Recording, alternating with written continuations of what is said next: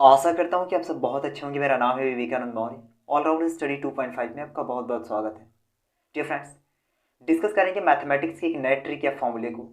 हालांकि ये नया तो नहीं है, यदि आप लंबे समय से कॉम्पिटिटिव एग्जाम की तैयारी कर रहे हैं तो आपके लिए नया नहीं है, लेकिन जो बिगनर्स हैं उनके लिए ज़रूर नया होगा। फॉर्मूला क्या है, इसको जानने से पहले हम ये जान लेते हैं कि ये यूज कहाँ होता है। तो आप देख पा रहे हैं यहाँ पर गिवन है कि किसी भी क्रमागत धनात्मक पूर्णांकों के वर्गों तथा घनों के योग कैसे निकालते हैं, इस सेंस में इसका यूज किया जाता है। आप देख पा रहे हैं यहाँ दो प्रकार के एग्जाम्पल गिवन है।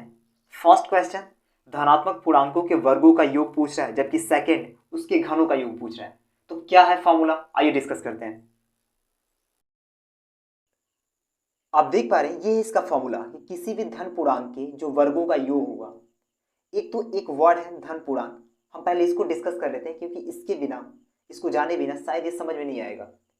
तो धन पूर्णांक होते क्या है, हालांकि मैं बता दूं कि मैंने नंबर सिस्टम पर एक सेपरेट वीडियो लेक्चर डेवलप किया है, तो आई सजेस्ट कि आप उन वीडियो लेक्चर को देखिए, क्योंकि उसमें हमने सारे नंबर सिस्टम को, वो चाहे even number, odd number, prime, को प्राइम, रैशनल, इरेशनल या फिर रियल नंबर, जो भी हो हमने सबको डिस्कस किया है। हालांकि यहाँ भी देख लेते हैं।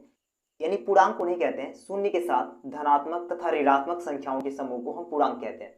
यानी पूर्णांक में निगेटिव नंबर और पॉजिटिव नंबर जीरो के साथ ये सभी आते हैं। तो यहाँ क्या दे रहा है, यहाँ कह रहा है कि धन पूर्णांक, यानी इसमें जो भी नंबर आएंगे वो इंटीजर तो होंगे लेकिन पॉजिटिव इंटीजर होंगे। तो जितने भी धन पूर्णांक हैं वो एक सीक्वेंस में होना चाहिए, क्रमशः होना चाहिए, एक के बाद एक, यानी कि 3 फिर 5 10, तो ऐसे नहीं, एक उनका ऑर्डर होना चाहिए।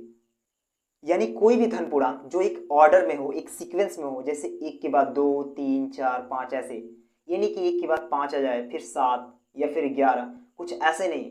अगर वो ऑर्डर में हो, जैसे 2 के बाद फिर 3 4 5, अगर उनका एक फिक्स ऑर्डर हो और उनका स्क्वायर फाइंड करना हो तो हम इस फॉर्मूले का यूज करेंगे। फॉर्मूला क्या है कि दे रहा है कि n ब्रैकेट में n+1, दूसरे ब्रैकेट में 2n+1/6। अभी जब एग्जाम्पल से समझेंगे तो ये बेहतर तरीके से क्लियर हो पाएगा। हालांकि ये वाला फॉर्मूला किसी भी धन पूर्णांक के वर्गों का योग है, जबकि ये वाला धन पूर्णांक के घनों का योग है। मे बी आप वर्ग और घन में डिफरेंस समझ पा रहे होंगे। स्क्वायर जिसको इंग्लिश में कहते हैं, इसको क्यूब कहा जाता है। जिनकी पावर 2 है, यानी जिनकी घात 2 आए उनको वर्ग, जिनकी घात 3 हो उनको घन कहेंगे। तो ये उसके वर्गों का योग का फॉर्मूला है, ये इसके घनों का योग का फॉर्मूला है। हम एक एक एग्जाम्पल, हालांकि यहाँ नोट है आप देख पा रहे हैं, तो इनको अभी डिस्कस करते हैं। यानी हमने ब्रीफली देख लिया था कि जो फॉर्मूला है वो n ब्रैकेट में n+1, दूसरे ब्रैकेट में 2n+1/6। ये n क्या होते हैं, तो आप देख पा रहे हैं यहाँ पर गिवन है कि जहां n अंतिम संख्या को रिप्रेजेंट करता है, ये लास्ट वाले नंबर को दिखाता है। तो बस यही फॉर्मूला था। अब एक काम करते हैं, इसको सॉल्व करके देखते हैं। तो आप देख पा रहे हैं क्वेश्चन गिवन है 1+2 यानी 1 का स्क्वायर प्लस 2 का स्क्वायर प्लस 3 का स्क्वायर प्लस 4 का स्क्वायर डॉट डॉट डॉट, यानी ये कंटिन्यूअस चल रहा है। कहाँ तक जाएगा, 50 का स्क्वायर तक। तो इतने सारे नंबर का हम स्क्वायर ऐसे नॉर्मल करने लगे तो बहुत समय लगेगा, तो इसीलिए ट्रिक्स और फॉर्मूले की जरूरत पड़ती है। तो फॉर्मूला क्या है, आप देख पा रहे हैं, इस पर स्क्वायर लगा है, यानी ये वाला फॉर्मूला यूज करेंगे हम। तो फॉर्मूला क्या है, एन बोला कि पहले एन को लिखो। तो एन मीन्स क्या होता है, लास्ट नंबर। तो 50 हो जाएगा यहाँ पर 50। फिर कह रहा है ब्रैकेट में n+1 यानी +1। फिर दूसरे ब्रैकेट में आप देख पा रहे हैं, दूसरे ब्रैकेट में 2n+1 दिखा रहा है, यानी 2n की वैल्यू कितनी है, वही 50।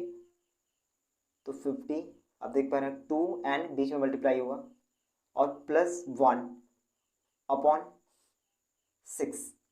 तो अगर इसको सॉल्व करें हम तो 50 में 50 का मल्टीप्लाई करेंगे तो ये और 2500 हो जाएगा।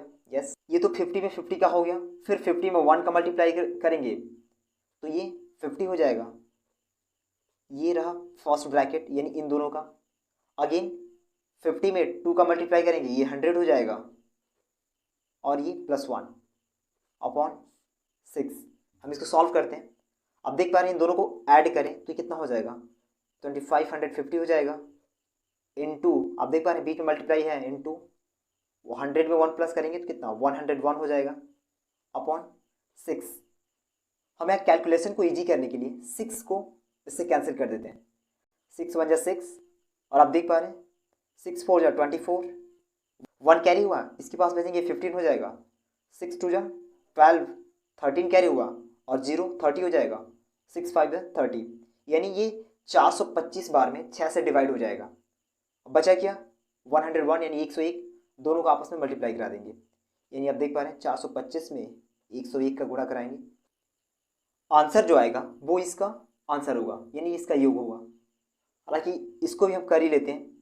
अब देख पा रहे हैं ये 5 हो जाएगा, 2 4 0 0 0, ये 5 2 4 ऐड करेंगे, 5 2 5 और 4 9 हो जाएंगे, 2 4, यानी आंसर आएगा 42,925। अब अगर कैलकुलेटर आपके पास हो तो आप में भी इसको ट्राई कर सकते हैं। नेक्स्ट डिस्कस करते हैं। आप देख पा रहे हैं ये घनों का योग पूछ रहा है, यानी ये वाला फॉर्मूला यूज करेंगे। तो फॉर्मूला क्या है, दे रहा है कि n लिखो, फिर ब्रैकेट में n+1 अपॉन 2 और कंप्लीट का स्क्वायर, यानी कंप्लीट का स्क्वायर कर दो। तो लिखते हैं, हम जान चुके हैं कि n मीन्स क्या होता है, लास्ट नंबर, अंतिम संख्या। तो लिखते हैं इसका लास्ट नंबर 50 है। आप देख पा रहे हैं, अगर मैं थोड़ा सा स्किप करूं, यस, तो नहीं लास्ट नंबर इसका 50 है। हम फॉर्मूले में पुट करते हैं इसको 50, पहले तो बड़ा सा ब्रैकेट बना लिया हम, 50 हो गया। अगेन बोला है छोटे कोष्टक में 50 + 1 हो जाएगा, यानी n+1, 50 + 1 पूरे के बट्टा 2 और पूरे का स्क्वायर। अब सॉल्व कर लेते हैं इसको। तो अब देख पा रहे हैं 50 में 50 का मल्टीप्लाई करेंगे, ये कितना हो जाएगा 2500 होगा, और 50 में 1 का मल्टीप्लाई करेंगे 50 हो जाएगा, अपॉन 2 कंप्लीट का स्क्वायर। दोनों को ऐड कर दें तो ये कितना हो सकता है 2550 हो जाएगा, अपॉन 2 स्क्वायर। इसके लास्ट में 0 है, और हम जानते हैं कि ऐसा कोई भी नंबर जिसके एंड में 0 2 6 4 और 8 होता है वो सारे ही नंबर 2 से डिविजिबल होते हैं। तो हम कैलकुलेशन को 2 के कॉमन टेबल में 2 1 2, ये 2 1 2, 2 2 4, 1 कैरी हुआ इसके पास भेजेंगे, 2 7 14 और 2 5 10, यानी 1275 टाइम्स में ये कैंसिल हो जाएगा। अब इसका स्क्वायर कर देंगे हम। अब देख पा रहे हैं स्क्वायर अभी है यहाँ पर, जस्ट इसका स्क्वायर करेंगे। स्क्वायर का मतलब क्या है कि इसी में इसी डिजिट का गुणा करा दो आप, यानी 1275 में 1275 का गुणा कर देंगे, जो भी आंसर आएगा ये इसका आंसर होगा। हालांकि ये कैलकुलेशन आप कर सकते हैं, तो मैं ज़्यादा समय नहीं लूँगा आपका।